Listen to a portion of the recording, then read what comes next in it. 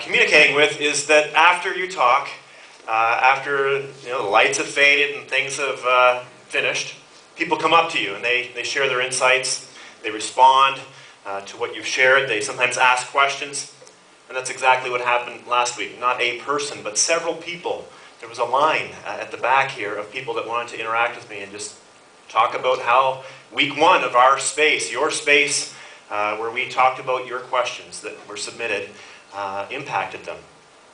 And it really confirms something that I've suspected for some time, which is that you people, River City, really appreciate the kind of series wherein we address your pertinent questions, the things that are weighing on you, and not something that some worship team or pastor concocts in some study somewhere.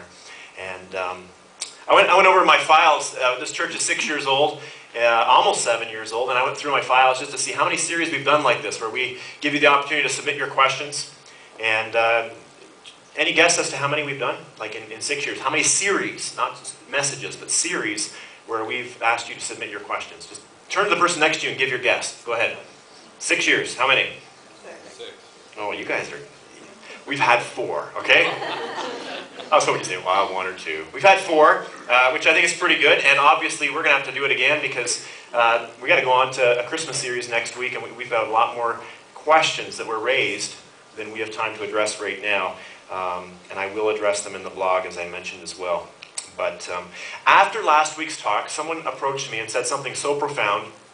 I mean, I was aghast, and my response was, hey, you should come up next week and teach this to the congregation.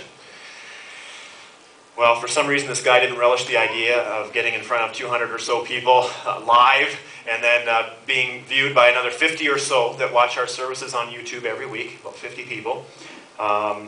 Didn't like the idea, but he was kind enough to give me permission to share his thoughts with you this morning. And that's exactly what I'm going to do. Remember when I showed that diagram last week of the major branches in church history? It's just come up on the screen. And if you were here last week, you'll remember that I kind of said, not only did Christianity come from kind of this one branch and then break into 4 major branches over the early part of its history, but if you follow that Protestant branch, I think it's the top one in your diagram there, it splintered into another more than 1,000 denominations. Not churches, denominations, church groups over the last 500 years. So it's been splintering at a rate of 2 new branches every year for the last 500 years. And do you remember my conclusion from that? My conclusion was something like this. What a sad commentary on Christian unity. What a sad commentary on Christian brothers and sisters and their ability to get along and to work together. And that was what this person reacted to. They came up to me and they said, Daryl, rather than leave that diagram in the kind of horizontal direction that you've illustrated, I like to turn it 90 degrees vertically so that you have these branches and they're all reaching up to the sky. And just as a tree wouldn't really be a tree if it were just a trunk, so too I believe that the Church of Jesus Christ would never be what it is today in 2009 were it not for these different branches. And I was like, whoa, it's pretty insightful. And he went on to explain this. He said, just as different branches of a tree reach out in different directions to bring in nutrients for the health of the overall tree, so too the different branches of Christianity, and you've got to picture that, not just the one that I illustrated, but the 1,000 more branches and twigs and leaves, they reach out to bring in people that we otherwise wouldn't be able to reach. And so what I cast in a negative light last week, this gentleman, and he truly is a gentleman, helped me to see something in a completely different light, a positive light. And he concluded, it gets better. He concluded by saying this, that the wind of the Spirit blows through the branches, and God's grace works, and the Spirit of God works through the different branches of Christianity, such that over time this tree eventually becomes like the tree of life. The self-same tree of life that we can read about in the last chapter of the Bible. In Revelation chapter 22, verse 2, talks about the tree of life that brings life to the nations. I mean, is that cool or what? That was phenomenal. So that's why I wanted to open with that this morning. Because I think that what you or I'll just speak for me, what I sometimes see as a negative, right, why can't we Christians get along, isn't necessarily a negative.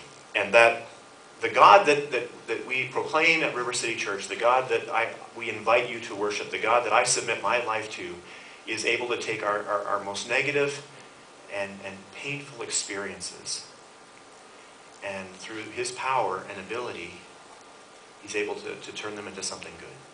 Right? I didn't say that those experiences that are painful and negative are positive, are good, but God is able to turn them into good.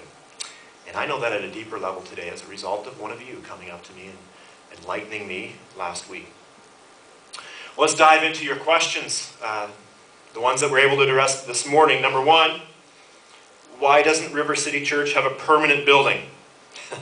Why the need to move around, and every time we outgrow a place, I'll add an addendum. Why the need to do this every week, right? I mean, it takes hours, and you can see sometimes it can be very stressful getting ready to minister to people, to turn a movie theater into a place where people who are either committed to God or exploring God can come and have a sense of God, can worship him.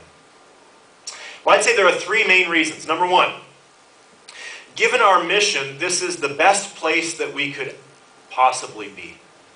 You've all heard the saying, if I only knew then what I know now. And I would say, if I only knew then, when we started this church over 6 years ago, what I know now, I think we would have started in a movie theater. I think this would have been our first home. We wouldn't have started at St. Benedict's Catholic High School and then gone to GCI and then gone to Clemens Mill and then come here with a few interim places in between, like the Cambridge Arts Center and so forth. We wouldn't have had 3+ homes. We would have just started at the Galaxy, and this would have been our home. I mean, think about it. What could be a less threatening place for someone who's not in the habit of going to church to experience church for the first time than this, right? Like, for you, for me, if I was inviting my unchurched friends from the gym or my neighborhood or the Chamber of Commerce or the places where I hang and connect with people, if I were inviting them to a stuffy old church building, I'd be more intimidated. If I invite them to a school, especially if they're young people, hey, come to school on Sunday. No, I go there Monday to Friday already. It's a little more intimidating, but a movie theater, not only a movie theater, but a movie theater in the middle of a mall. A mall coincidentally called the Cambridge Center Mall. It's like the center of this crazy city that is like an amalgamation of 3 towns, Preston, Hespeler, and Galt. This is the center of the city. This is the center of the mall. And it's the best place that we could possibly be for our mission. Number one. Number two. Reason number two why we don't have a building of our own would be stewardship. Our finance team has determined that even if you couple the rent from this facility, which is over $30,000 a year, about $35,000 a year, and you factor in the rent from our ministry center, which I believe is upwards to about $10,000 a year, so you got $45,000 a year that we're spending. People say, what do the offerings go to, right? Things like that, right? Equipment and so forth.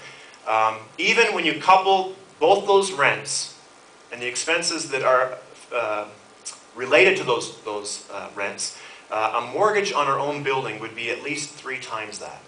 Okay, a mortgage on a building that would meet the needs of River City Church would be 3 times that. It would be $40,000 times 3, $120,000 a year.